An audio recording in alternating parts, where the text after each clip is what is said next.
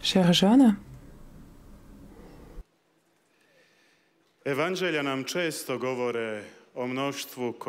évangiles nous parlent souvent de la foule qui suivait Jésus, qui venait l'écouter et simplement être avec lui. Jésus attirait l'attention des gens et beaucoup de personnes voulaient le voir, l'entendre. Certains même voulaient le toucher et s'assurer de la sainteté et de la puissance qui résidait en lui.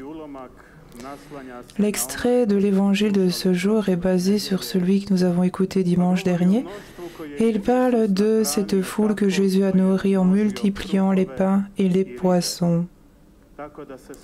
Ainsi, tout le monde a été rassasié et il en resta encore. Le reste indique que Dieu rassasie tous ceux qui viennent à lui et personne ne reste vide. Tous ceux qui se rapprochent de Dieu ressentiront la plénitude et le sens de la vie que Dieu donne.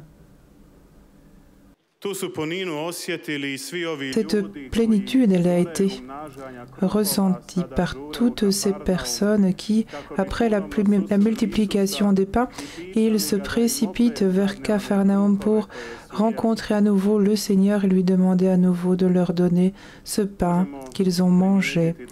On peut remarquer que Jésus est un peu déçu, qu'il ne pense qu'à avoir suffisamment de pain pour cette vie.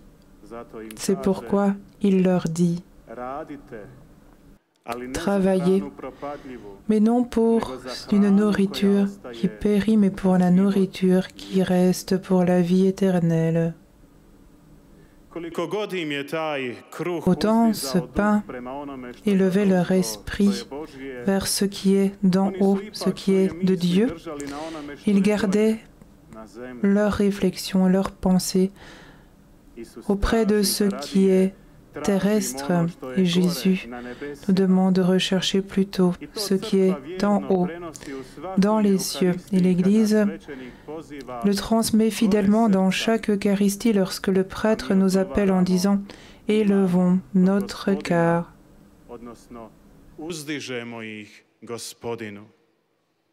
Et nous répondons, nous le tournons vers le Seigneur. Cela veut dire, nous élevons notre cœur. Chers jeunes, nous sommes une multitude ici, nous ne sommes pas une foule, la masse, parce que la masse est quelque chose d'indéfini. Un groupe de personnes rassemblées autour d'intérêts différents. Nous sommes une multitude de personnes rassemblées en ayant un seul intérêt, c'est que nous voulons le Seigneur, nous voulons son pain, nous voulons nous nourrir de son corps très saint. Dans chaque Eucharistie, le Seigneur nous nourrit aussi de sa parole et ces lectures qui nous ont été annoncées ne sont pas seulement un souvenir de quelque chose qui s'est passé il y a longtemps, ce n'est pas un cours d'histoire ou un apprentissage de la vie de Jésus, mais c'est la parole de Dieu. Nous disons la parole vivante. Mais qu'est-ce que cela veut dire? Cette parole est vivante parce que ce n'est pas une lettre morte sur le papier, ce n'est pas seulement une chose de l'histoire, mais c'est une parole que Dieu nous adresse ici et maintenant. Et celui qui dit que Dieu se tait n'annonce plus sa parole aux hommes, celui-là n'a pas découvert la beauté de la communion eucharistique et la grâce des paroles qui viennent de ce lieu et qui coulent constamment et font ainsi connaître l'amour de Dieu pour nous. Dieu ne nous quitte jamais. Il ne nous abandonne pas, il s'adresse toujours à nous par sa parole. Mais que nous dit-il aujourd'hui? Premièrement, il prend soin de nous. En chaque instant, en chaque temps, il prend soin de nous. Son amour ne pâlit pas. Son intérêt pour nous demeure pour toujours. Dieu ne peut pas changer. Il ne peut pas soudainement cesser d'aider l'homme, mais il aime constamment l'homme. Et quand l'homme murmure, quand il ne voit pas combien de dons Dieu lui fait, il n'abandonne pas l'homme, l'être humain. Et les Juifs sont un exemple pour nous, eux que le Seigneur a fait sortir d'Égypte et à un certain moment, à cause des préoccupations terrestres, ils ont oublié les promesses célestes et les promesses terrestres ont prévalu dans leur cœur et ils ont commencé à murmurer contre le Seigneur. Ils avaient le sentiment que Dieu leur avait joué un tour et ils n'avaient que des soucis inutiles devant les yeux alors que le Seigneur, lui, les conduisait vers la terre promise. Pour nous, frères et sœurs, c'est un avertissement. C'est qu'à côté des préoccupations du monde qui sont insignifiantes par rapport à ce que Dieu nous prépare, nous ne devons pas nous éloigner du projet de Dieu et de sa volonté. Alors comment saurais-je que je me suis éloigné de Dieu? Eh bien, c'est si je murmure contre Dieu, si je ne suis pas satisfait. Alors, tout simplement, je perds la confiance en lui. Je ne crois plus qu'il me guide sur le droit chemin.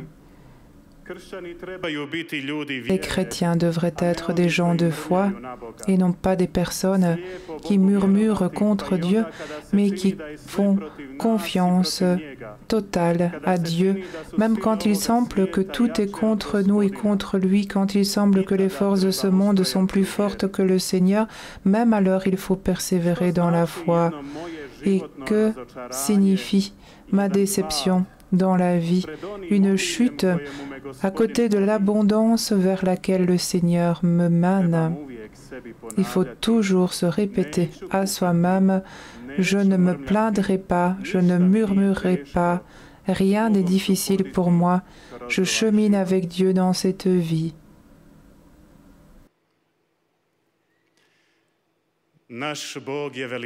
Notre Dieu est magnifique.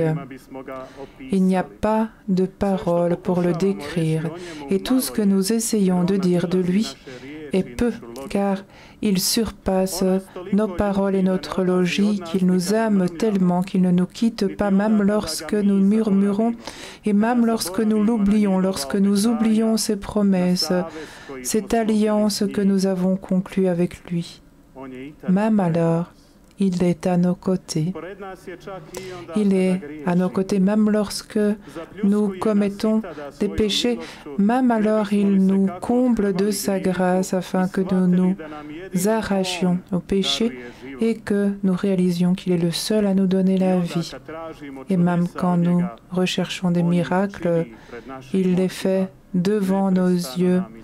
Il nous témoigne continuellement sa miséricorde. Cher jeune ami, as-tu déjà murmuré contre Dieu? As-tu déjà été mécontent de la façon dont quelque chose se déroule dans ta vie? Peut-être que Dieu n'a pas réalisé ton désir, ce pourquoi tu avais prié. Mais cela n'est certainement pas parce qu'il ne t'a pas entendu ou parce qu'il ne t'aime pas. Mais c'est parce qu'il veut que tu élèves ton cœur vers le ciel, là-haut, où lui réside, là où se trouvent les joies éternelles et le vrai sens. Je répète à nouveau. Que signifie une déception dans ma vie, une perte par rapport à la joie éternelle que Dieu me donne?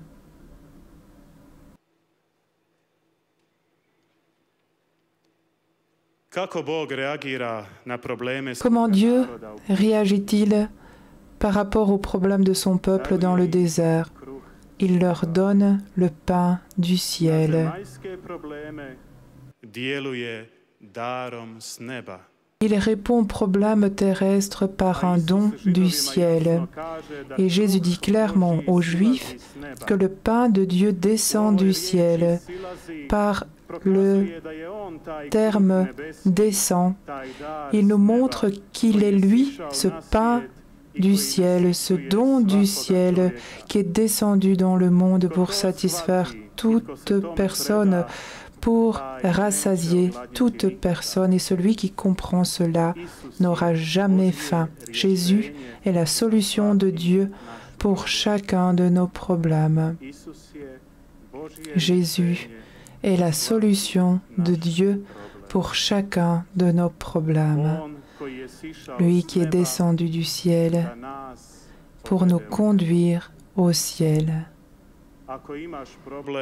Si tu as un problème, va vers Jésus, recherche Jésus, nourris-toi de son corps et il t'aidera à surmonter tous les obstacles dans la vie. Et c'est à cela que Jésus lui-même nous appelle lorsqu'il dit « Je suis le pain de vie. Celui qui vient à moi n'aura jamais faim. Celui qui croit en moi n'aura jamais soif. » Alors, que faut-il? Aller à Jésus. Quelle est la manière la plus sûre d'aller à Jésus? C'est par l'Église, par les sacrements dans lesquels il nous rencontre. Regardez combien nous sommes ici, nous sommes tous venus à Jésus. Et c'est ce premier pas, aller à lui. Et que faire ensuite? Jésus dit, « Celui qui croit en moi n'aura jamais soif. » Il faut faire confiance à Jésus. Comment croit-on? Comme un enfant fait confiance à sa maman ou son papa lorsqu'il lui tend la main pour l'aider à faire son premier pas, l'enfant voit que ses parents sont un peu plus éloignés de lui que d'habitude, mais dans son cœur, il sent qu'il ne le quitte pas. Et malgré la distance, il sent la chaleur de l'amour qui l'encourage à faire un pas en sachant que les bras de ses parents l'accueilleront. C'est ça la foi, frères et sœurs. C'est se jeter entre les mains de Dieu, dans l'embrassement de Dieu.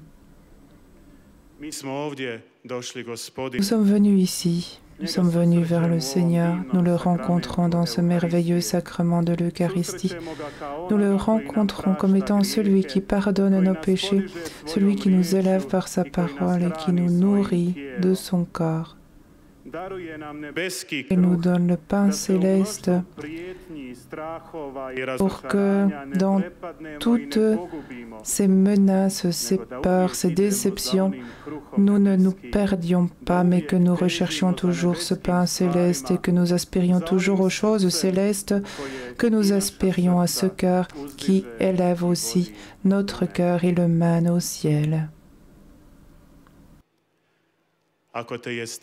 Si tu as peur, va à la messe. Là, tu rencontreras le Seigneur. Il t'expliquera tout. Il t'encouragera. Il t'ouvrira de nouveaux horizons. Il te nourrira. Il te sauvera la vie. Il t'amènera au paradis. Amen.